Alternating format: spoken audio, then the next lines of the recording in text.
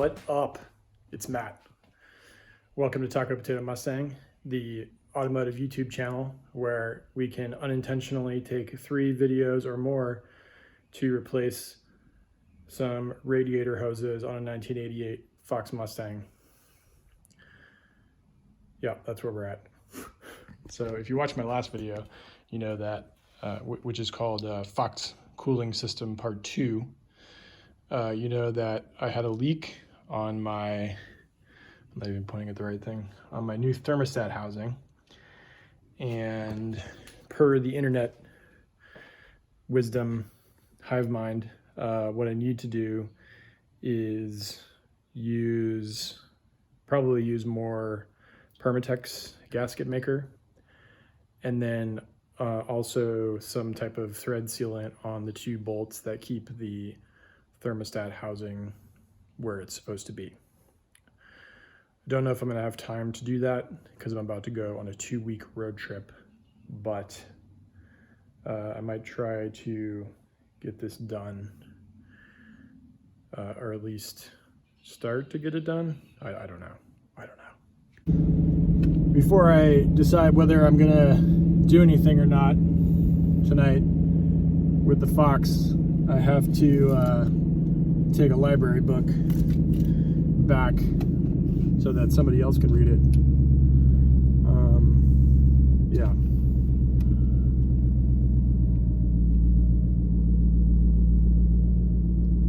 I was telling my wife yesterday when we were taking our evening stroll with our dog Lady that I'm a little bit I'm having mixed emotions about the fact that we're not going to be taking the dude stang on this trip that we're about to go on. It'll be the first time we've taken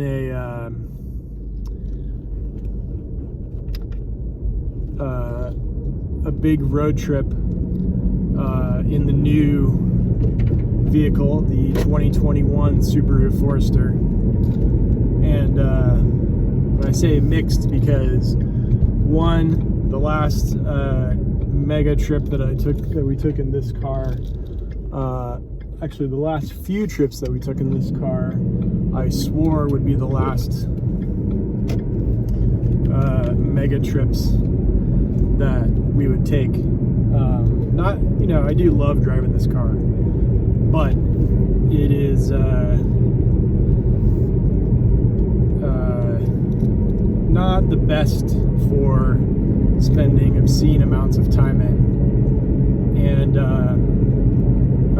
also obviously not as fuel efficient as the Forester, not as comfortable, not as spacious, and we're going to do a little bit of camping on this trip. So I think that it's a no-brainer that we would take the Subaru as opposed to the dude stang. So on the other hand, you know, I'm a lot of the reasons that I just listed, are part of why I'm excited, you know, to have a new vehicle that serves different purposes and that will make a road trip more comfortable, less expensive, more environmentally friendly, and also the stereo system in the Forester is significantly better than the one in this car, and also it has Apple CarPlay. It has we have a trial membership or whatever of Sirius XM radio, which is pretty cool. And you know, I mean, we will be headed south, so the heated seats and the heated steering wheel are not as big of a deal for this particular trip, but you know, they are among some of the perks to owning that vehicle. So pretty excited to get out of the house for a couple weeks, spend some time somewhere else, and also, of course, one of the many perks of going on a road trip is all of the food that we will be eating. I am, of course, like, if you've seen some of my fast food, chicken sandwich, Taco Bell, whatever review videos, you know that I am a fan of unhealthy deliciousness, but I am also a fan of trying all sorts of new cafes, restaurants, barbecue spots, pizza places, you name it. I mean, I love, that's one of my favorite things about traveling, whether it's a domestic road trip or eating street food in Thailand, or going to a steakhouse in Guatemala. I'm not to brag, but I'm fairly well traveled internationally, and I think that one of the best things about traveling, of course, is trying different foods and eating, all different types of stuff. So, and of course, I know the downside is that I think since we're going down south, a lot of the stuff will be, comfort food, deep fried this, deep fried that, and that's great. But also, I got to try to make sure I'm doing some exercise and eating some vegetables so that I don't put on all of the vacation pounds in a short period of time. So, yeah.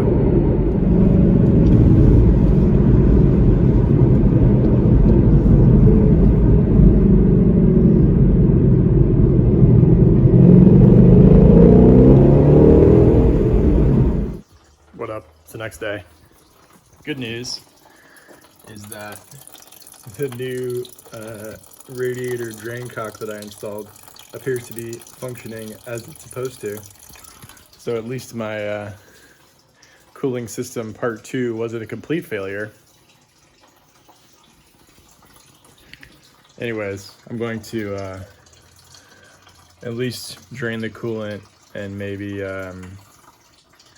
take a couple of the hoses off. I don't know if I'll have time to finish everything before we leave on our road trip, but at least when I get back, I will have a little bit of a head start. Okay, so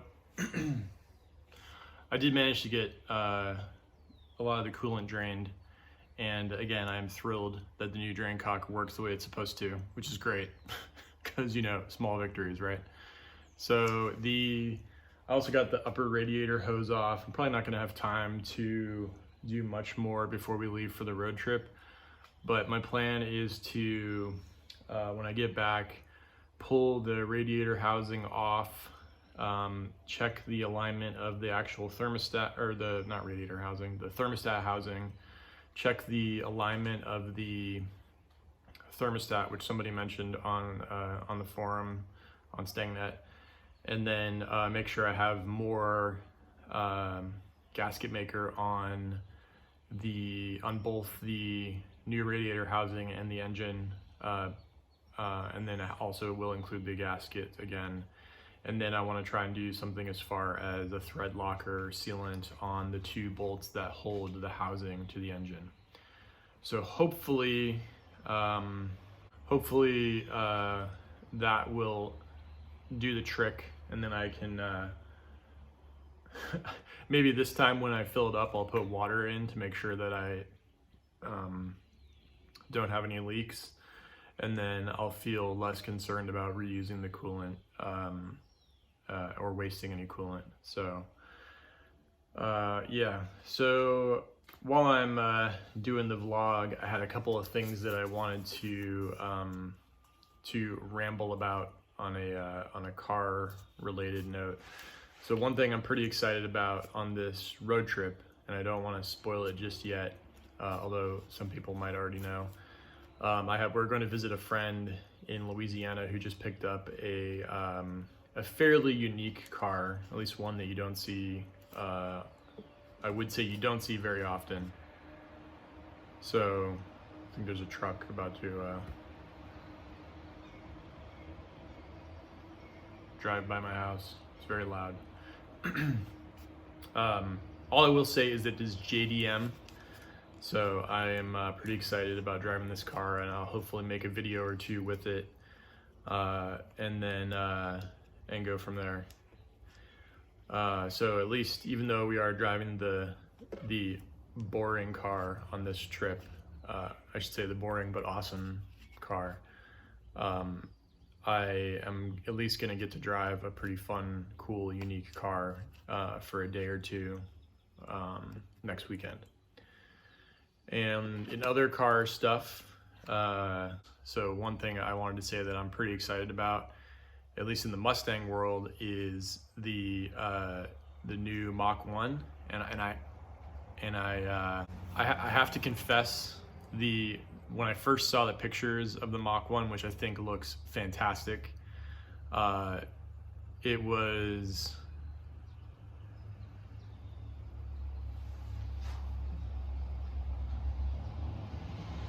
Come on, fuck.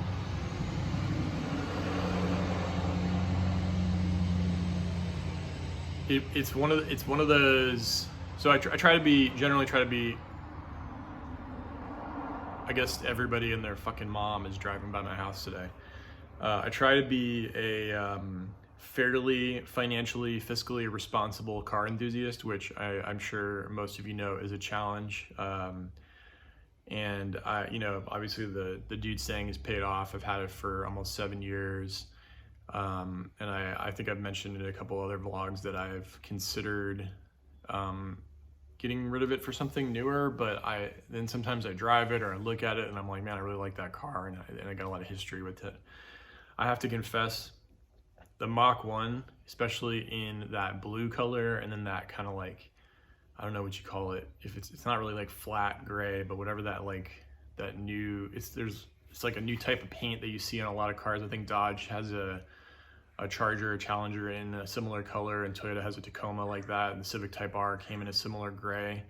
But that gray, oh my God, looks freaking awesome. The blue also looks really good. I like that a lot. Although somebody pointed out recently, I saw a pretty funny meme on Twitter where somebody was basically asking what the difference was between the Roush and the Mach 1, because they do look pretty similar. And my response was, I was trying to pull pictures of the Mach 1 and the Roush of the newer Mustangs to kind of show how they look differently, and I don't think that really ended up working out, because they do look fairly similar.